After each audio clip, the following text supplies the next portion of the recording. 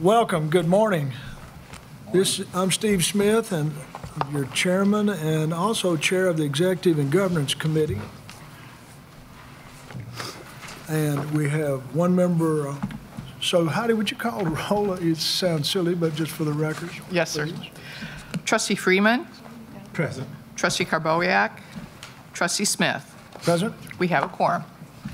That's good. I think by statute or by rule or regulation, this committee is made up of the chairman, vice chairman, and head of audit. That's how the three members are determined, or we would have had more members. Has everybody read the minutes? Yes, I have, and I'll make a motion to approve them. Suppose I'll second that. All in favor? Aye. Aye. Opposed? Our minutes have been accepted.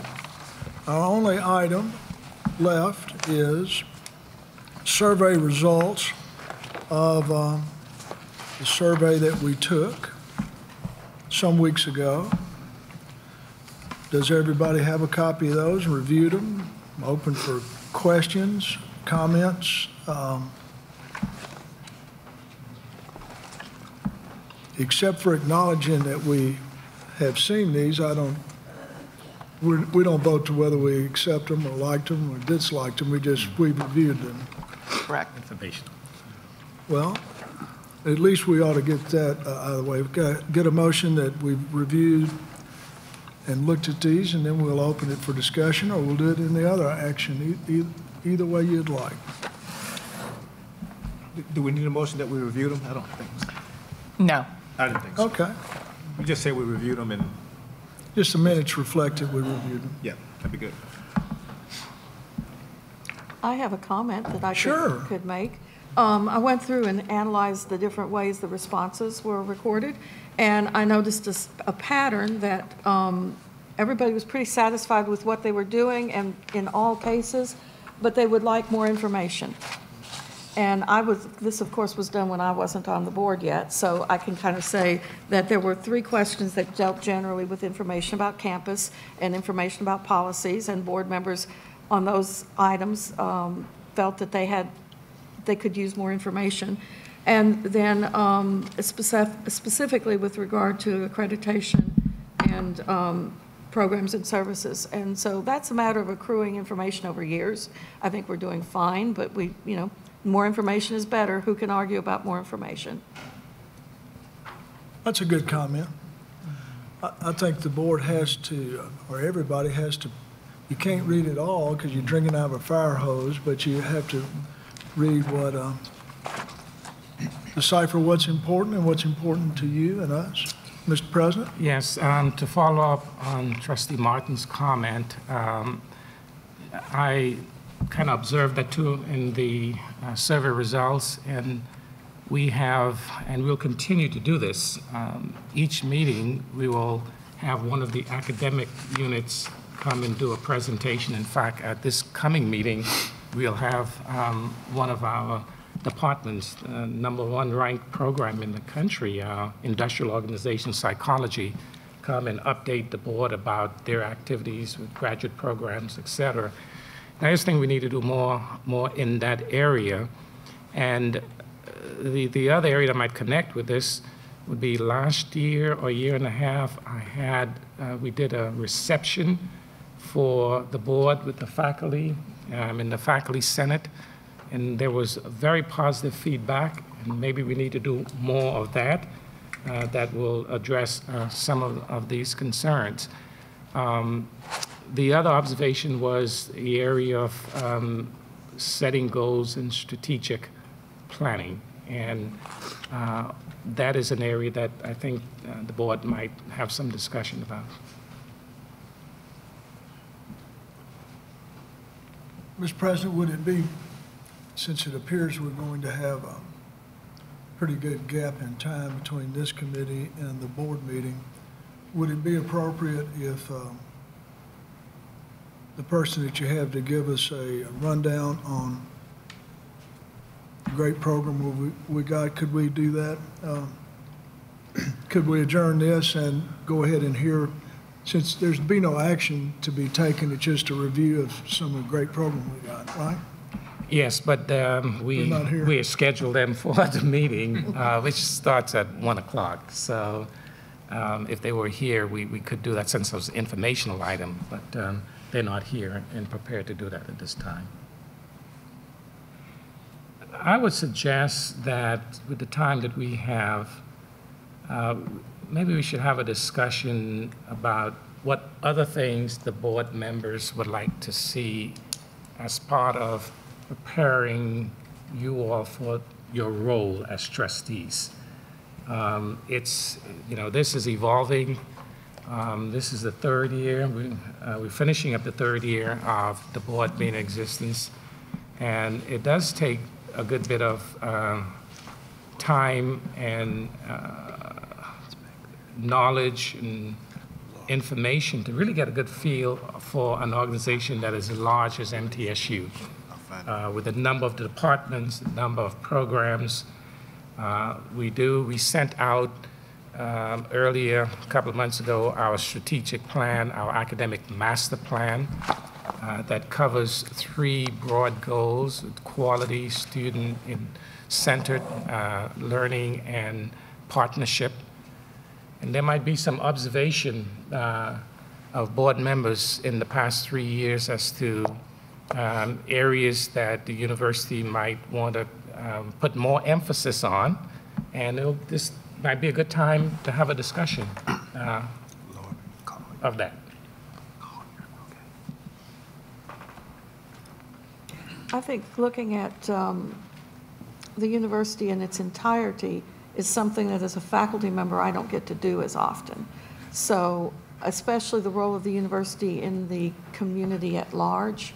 So any information that helps me understand the opportunities and the strategies that give me options to choose from as picking a direction for the university or a strategic direction for the university would be helpful to me.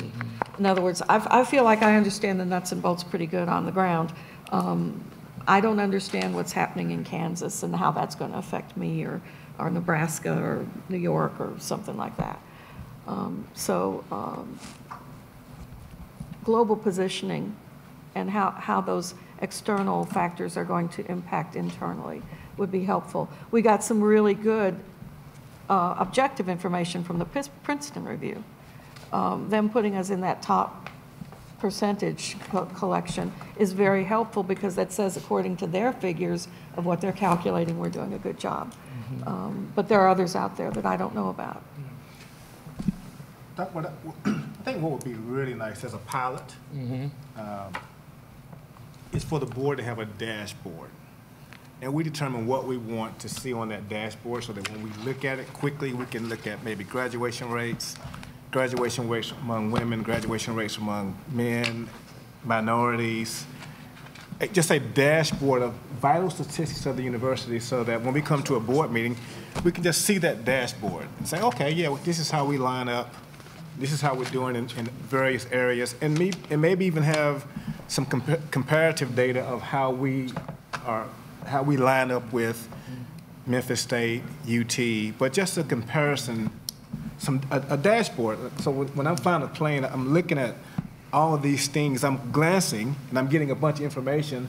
And when something's in the red, it may get my attention and my focus. So if we saw...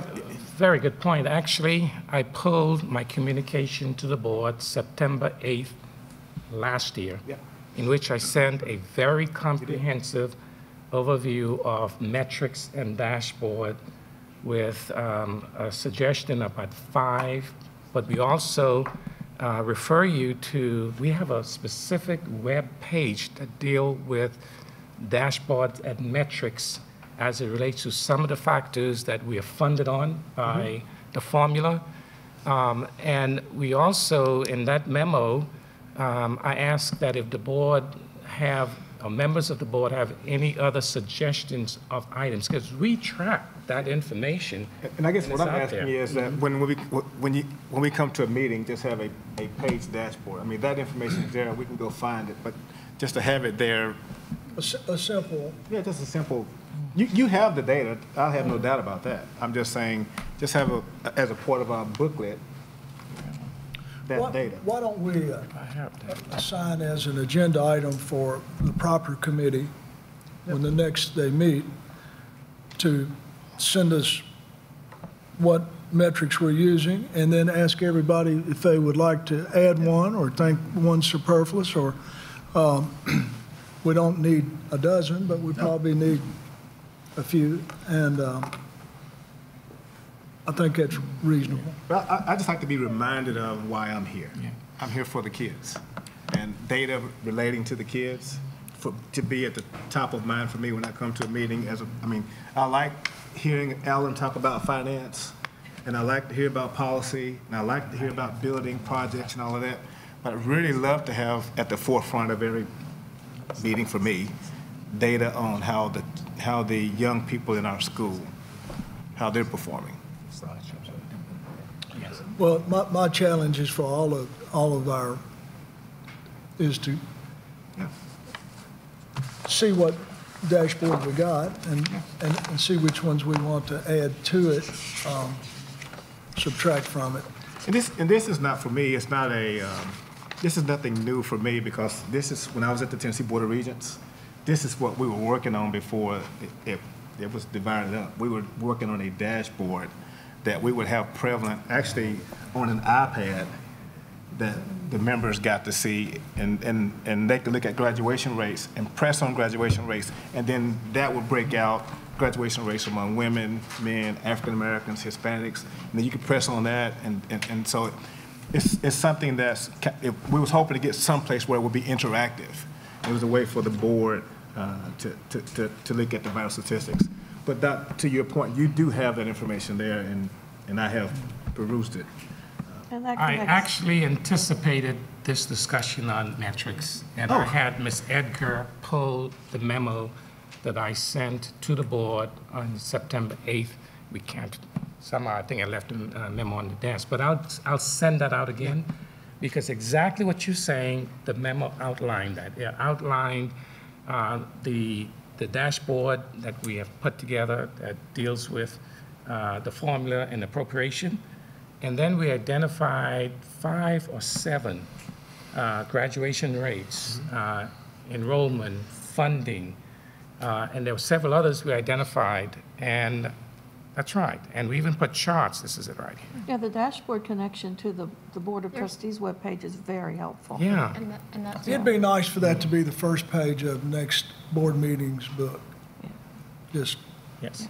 I mean, I We'll do put it. look at I that a mean, lot. we have the information, Sure. degrees conferred with charts that show one year over the other. So what we will do is, for our next meeting, we will update this dashboard, bring it to you again, and as I mentioned a year ago, if you have any suggestions about other measures or metric that you would like to see, we can easily integrate that in this and also update the dashboard that we have on the Did I mention Regents any of webpage. that? I know I mentioned something Yes, you already did. in there. Is there any? Yeah, average ACT score, degrees conferred, graduation rates, How about annual graduation giving. rates divided Yeah.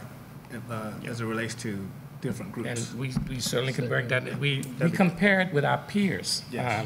So we have all that information. You may want to speak We can to, actually do a live demonstration. about that, because you manage, your office manage the dashboards. Would you speak to that, too? I know you're dealing with allergies, and it might be difficult for us to understand. keep out, he making notes, or should we close this meeting? Yeah, I'm losing my voice a little bit, so if I lose it on the way here, forgive me. But off the Board of Trustees page, there's an interactive dashboard. There's a link there that says for dashboard.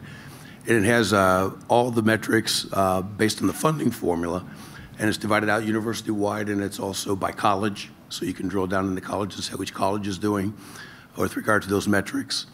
It also has an area for our outreach as far as development, so you can see how we're doing with fundraising and those kind of things. And it's an interactive part, so we can certainly print it off and put it in the book for you, but you'll miss out on the interactive piece, because as you look at some of the charts there, and you hover over them, it'll give you a little bit more detail about what's in that bar and what that really means. We do compare to our peers. That's a little bit more difficult as we go forward because we're not sure how reliable the information we're getting about our peers is. So we kind of put it in there, but you have to consider that when you're looking at this because it's only as good as what we're being told, and we're not so sure about that. So what we use for the comparison is iPads. The thing to know about iPads, it's always about a year or two behind. So as you look at the comparisons, they're not super current because we're using the federal iPads data to do that comparison.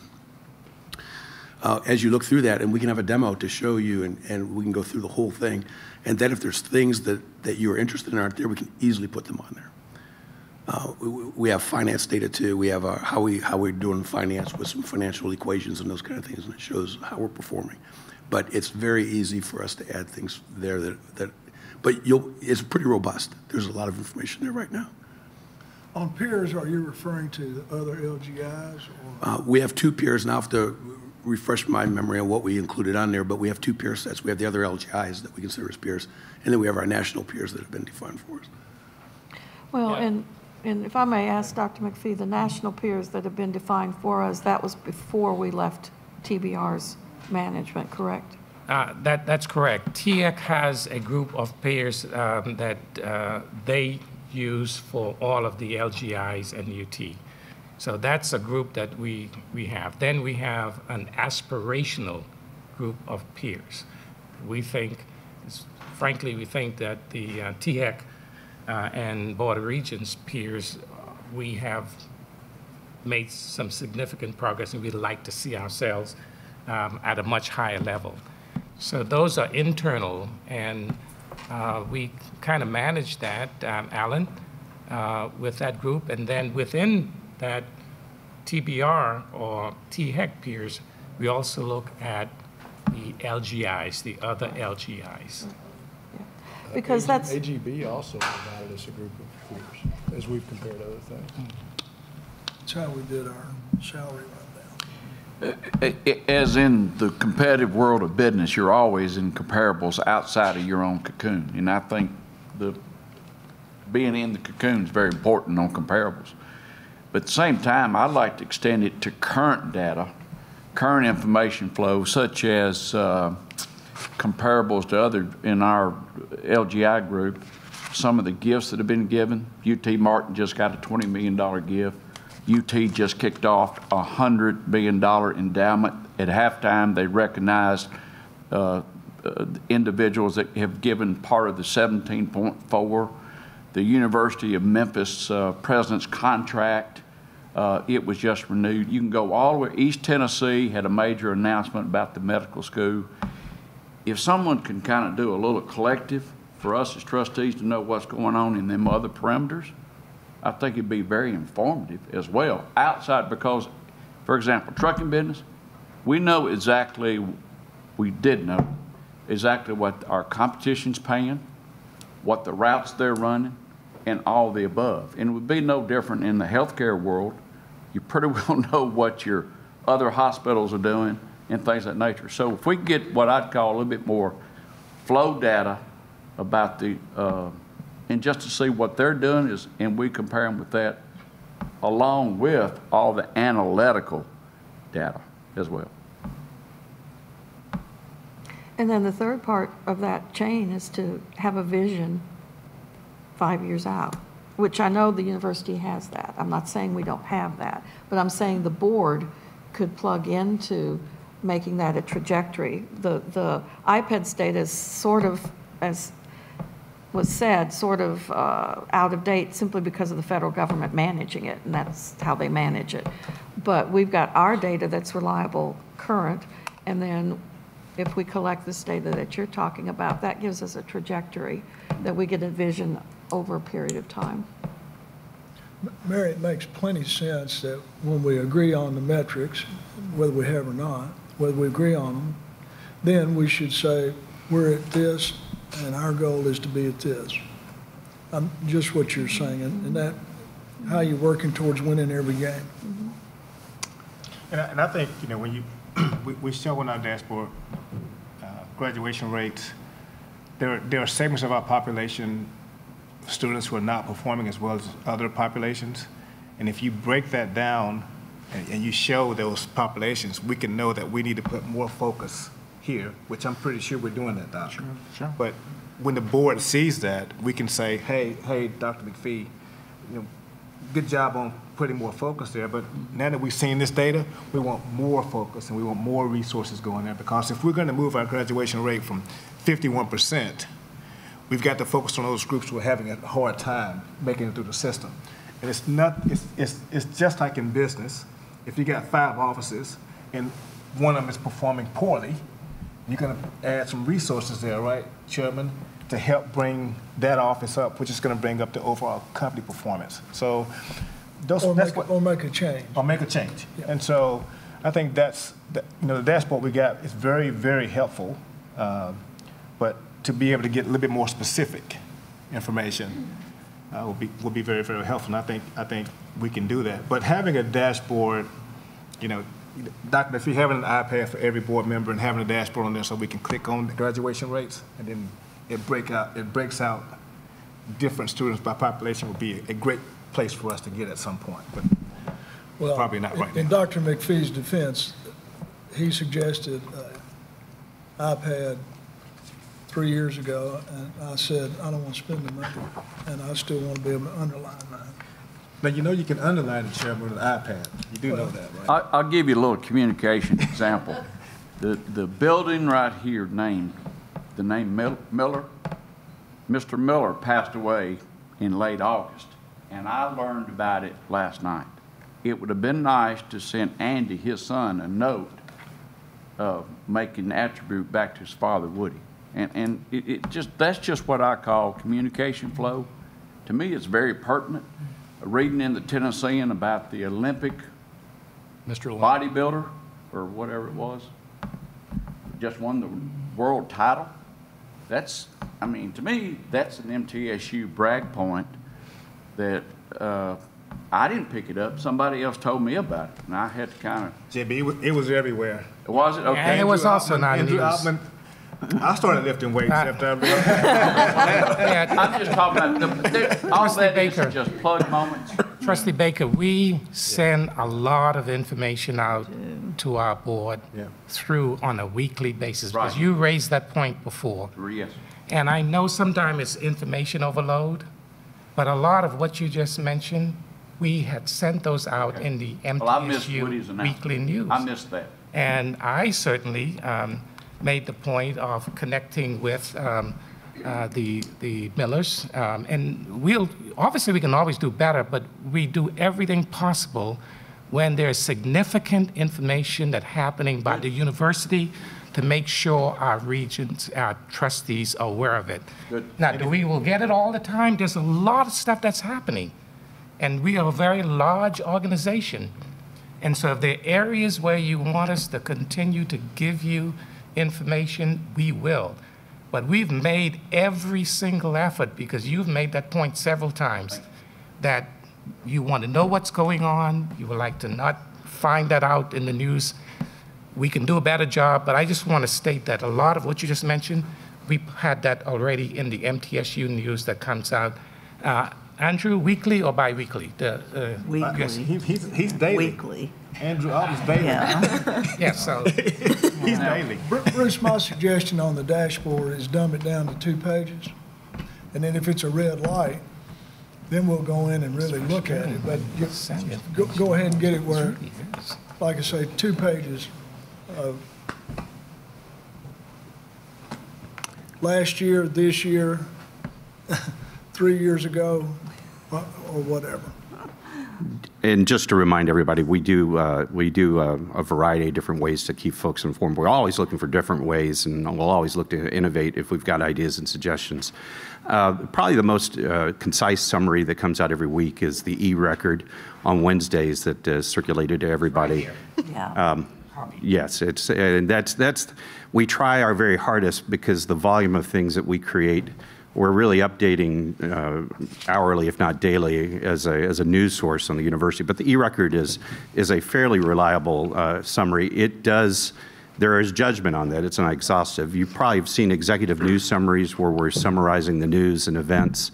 And also, I just want to call everyone's attention to mtsunews.com, which is updated at least 3 times a day online with any news and happenings. And then for those of you on social media, Twitter, Facebook, Instagram, we're out there with a lot of things. But Andrew, I just want to say to you, I've been on several trips with you.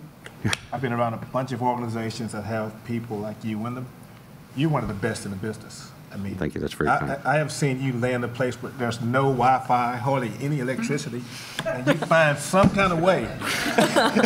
Desperate men do desperate things, sir. Thank you. You find some kind of way to get the news out.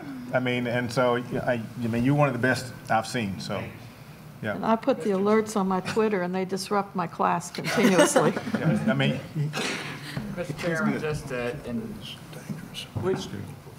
I'm a rookie, and I've gotten plenty of paper and plenty of information, and this may have been in the information, I don't know, but, and I did receive, kind of prompted my thought on this, the couple of articles that Mary had to send out, and in that was a threat, a demographic threat that's college-age student population is declining and so forth, which kind of prompted me, and this may be done and I just missed it or whatever, but in kind of a little bit of my strategic planning background, we did something very simple called a SWOT analysis. Strengths, weaknesses, opportunities, threats. Well, the demographic change is obviously a threat to us, and to all the universities, not just to us. So has that been done, and is that something that's kind of starting back before the dashboard maybe a little bit? I'm sorry to go back. No, that's fine. That's a good question. And we do that. We, by TIEC rules and expectations, we have to do our academic master plan and our strategic plan. And part of that process, we have a committee that the university puts together. They do a SWOT analysis, exactly what you are talking about, but it's done as part of either updating or revising the master plan. And we can certainly pull the last one. Faye Johnson, who just retired, was the person that led that committee, university-wide committee.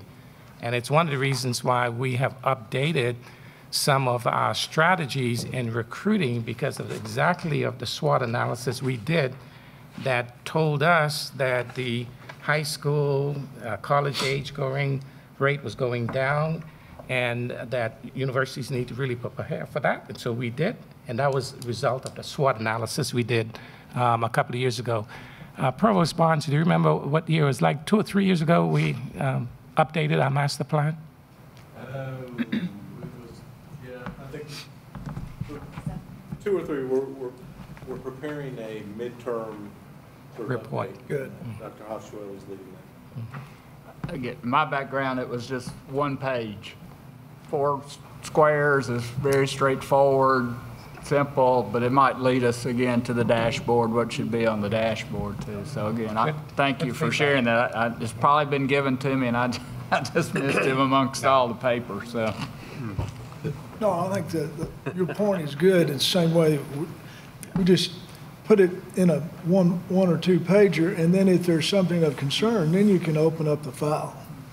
But until that red light goes off, you don't start hitting the buttons. I think our goal as a board is to make sure that we go where the puck is going, not where the puck is right now. So I think the most important outcome for me is for our graduates to graduate with jobs where they can make a living. Having people who earn degrees and incur a great deal of college debt and are unable to be employable and unable to improve their life goes to the things in the article that Mary sent, that people are not willing to invest money if they don't see the result of that. And so us focusing on outcomes that, and I think we absolutely are focused on that, us focusing on outcomes and programs that are going to help our students become successful professionally is the most important thing for us as a board. Any more?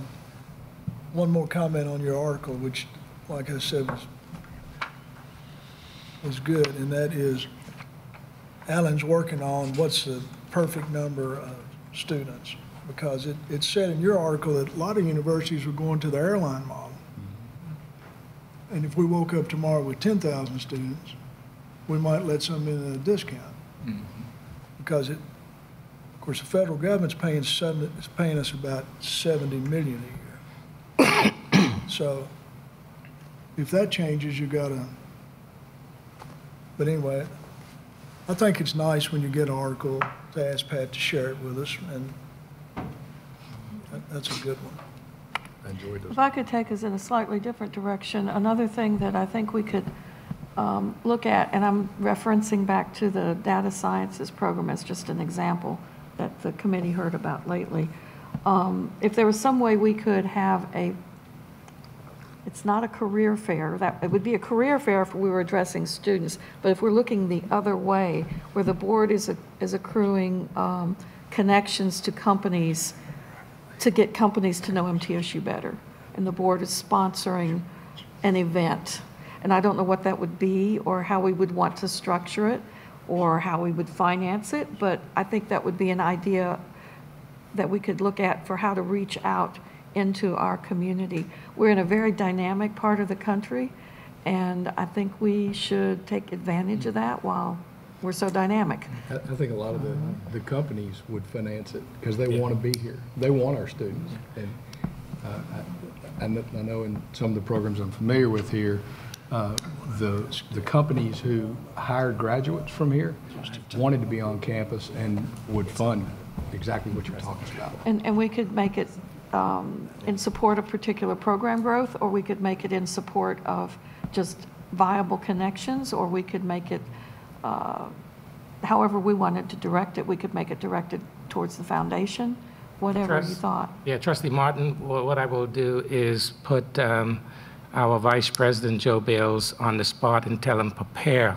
not now, but prepare a report, because we're doing exactly what you said. And Joe just sent me a very impressive report of our engagement, involvement with corporations in the Middle Tennessee area. And so you're really on target. The piece that I think you mentioned is that the involvement of the board. Thank you.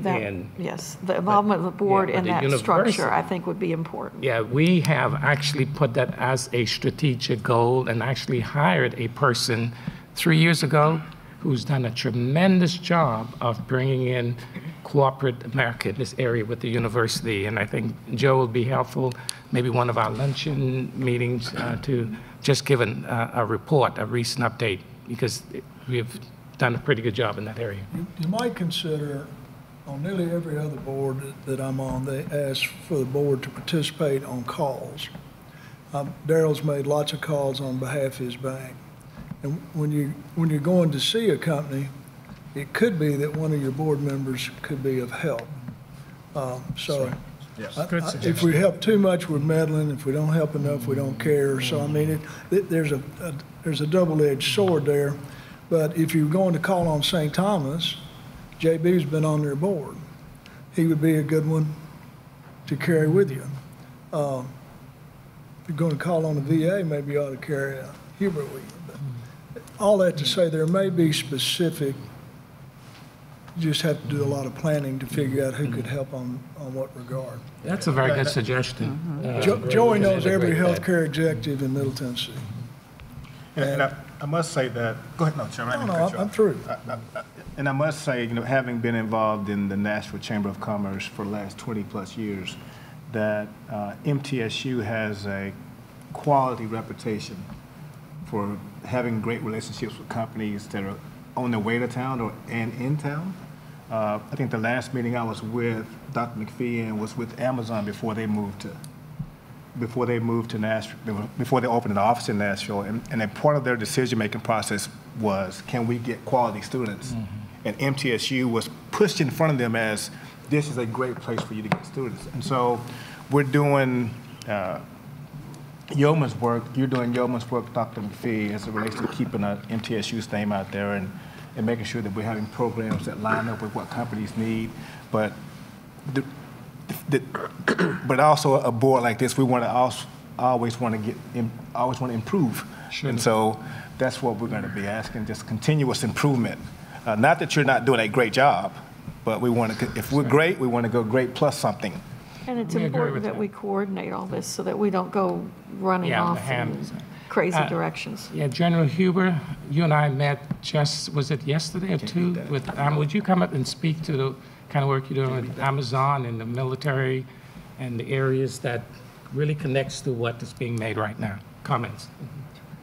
Thank you, President McPhee. Most of you know the mischief that I get into using the opportunities with a variety of businesses to go speak to them and offer assistance to their employee veteran support groups.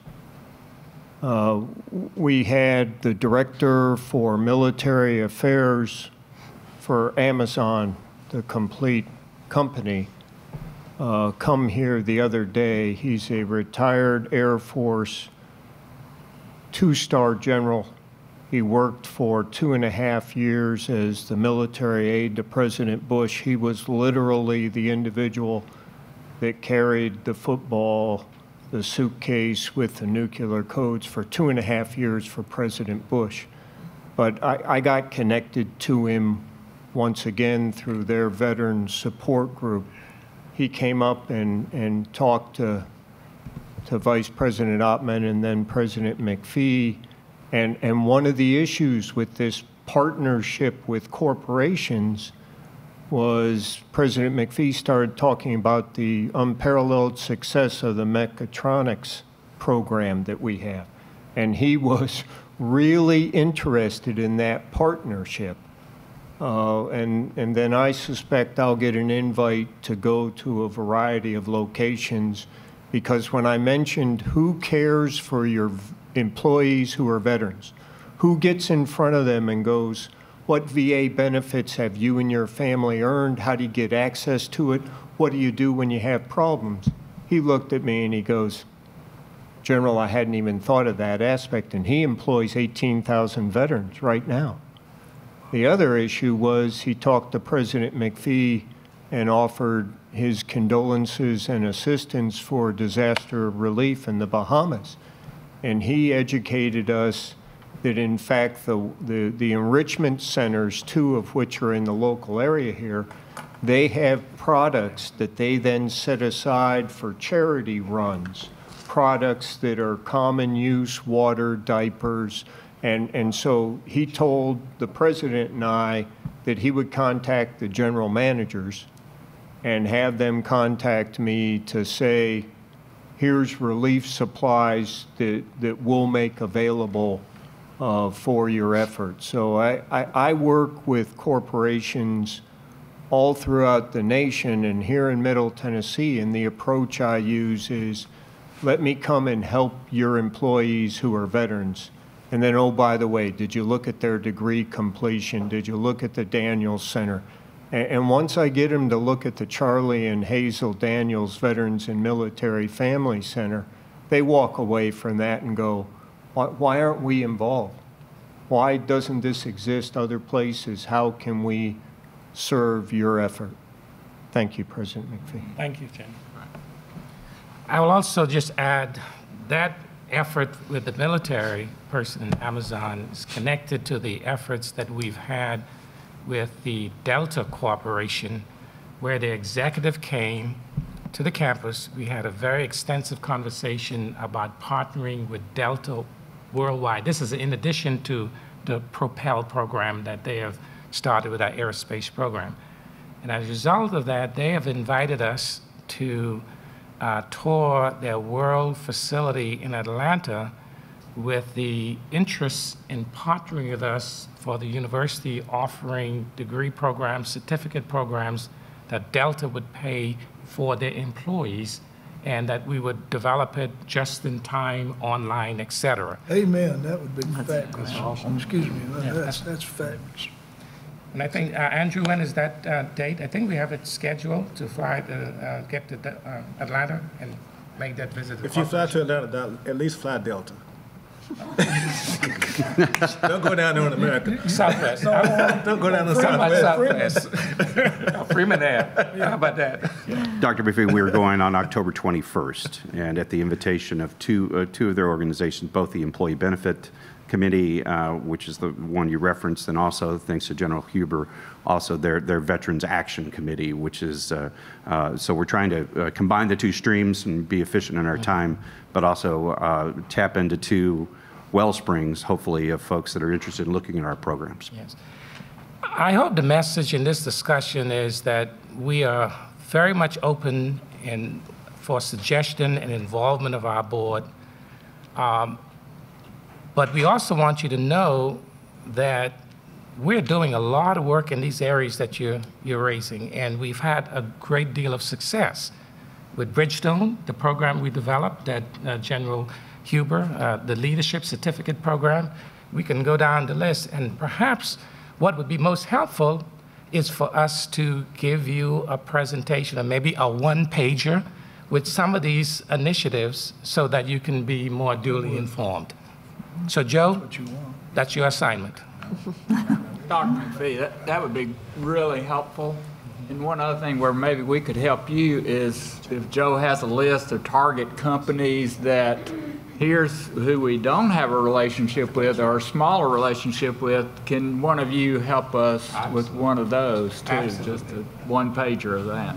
Absolutely. Thank you for the suggestion.